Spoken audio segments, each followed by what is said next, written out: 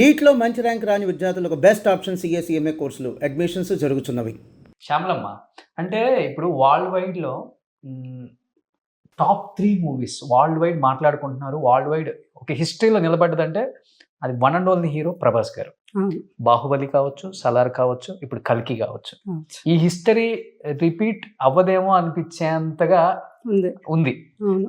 ఇది ఎలా అనిపిస్తుంది ఫ్యామిలీలో కానీ, రిలేటివ్స్, ఫ్రెండ్స్? చాలా ఎలా ఫీల్ అవుతున్నారు అసలు దీన్ని?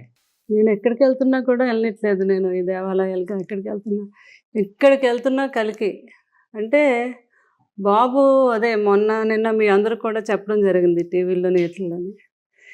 ఇండస్ట్రీకి డైరెక్టర్స్కి ఒక ఆయుధం దొరికింది. ఆయుధం అంటే ప్రభాస్. ఆ ఆయుధాన్ని ఎలా తిప్పినా కూడా తిరిగే ఆయుధం అది. ఒక అద్భుతమైన ఆయుధం తిరిగింది కాబట్టి డైరెక్టర్స్ ఇంత అద్భుతమైన సినిమాలు తీయగలుగుతున్నారు అని ప్రతి ఒక్కరు కాంప్లిమెంట్ ఇచ్చారు. చాలా సంతోషం. అంటే మా బాబు ఎంత అద్భుతమైన ఆర్టిస్టో, అది తీయగలిగే శక్తి ఉన్న డైరెక్టర్స్ కూడా ఉండటం కూడా మన అదృష్టం కదా. అసలు ఎవరికి గుర్తింపు ఉంటుంది వరల్డ్ వైడ్? ఒక హీరోకి, ఒక ప్రభాస్కే అది ఇప్పుడు దక్కింది. అంటే బాబు ఎలా అంటే ఆయన ఆర్టిస్ట్గా ఎంత గొప్ప వ్యక్తో మామూలు ఆయన నేను చెప్పాను కూడా రియల్ హీరో కూడా అని.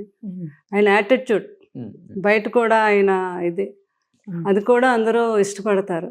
అది ఆయన యాక్టింగు ఇవన్నీ తోడయ్యి ఈరోజు ప్రపంచవ్యాప్తంగా నెంబర్ 1 హీరోగా ఆయన నిలబడి అందరినీ అలరించడమే కాదు, ఈరోజు ప్రతి ఒక్కరికి కూడా ఆనందపడి ఎంతో హ్యాపీగా తృప్తిగా మన హీరో ఇంత అద్భుతమైన హీరో, ఇంత అద్భుతమైన సినిమా అని చెప్పగలిగే స్థాయికి తీసుకెళ్ళగలిగారు మా బాబు. అవును, అంతకన్నా ఆనందం హీరోలకి ఏంటంటే ఇక్కడ ఫ్యాన్స్ తట్టుకోలేక ఎటు వెళ్ళలేక యుఎస్ ఫారెన్ వెళ్ళిపోయి అక్కడ ఏదో షాపింగ్ లీవ్ చేసుకుంటారు. కానీ ప్రభాస్ గారికి పాపం ఆ ఛాన్స్ కూడా లేదు. ఎందుకంటే ప్రభాస్ గారు క్లోజెస్ట్ ఫ్రెండ్ ప్రభాస్ గారికి ఒకసారి ఇంటర్వ్యూకి వచ్చారు. నా ఇంటర్వ్యూలోనే చెప్పారు ఆయన యుఎస్ లో పాపం కనీసం సరదాగా ఒక పబ్కి వెళ్ళి ఒక 10 నిమిషాలు స్పెండ్ చేయడానికి కూడా లేదు, వెంటనే మీద పడేస్తారు పాపం. అంటే ప్రైవసీ లేదు తనకి వరల్డ్ వైడ్. ఇప్పుడు ఏం చేస్తున్నారంటే మామూలుగా కృష్ణరాజు గారికి కూడా షాపింగ్ అంటే చాలా ఇష్టం. అంటే అందరికి ఏవో ఒకటి తేవాలి, అదే అలవాటు బాబుకి కూడా.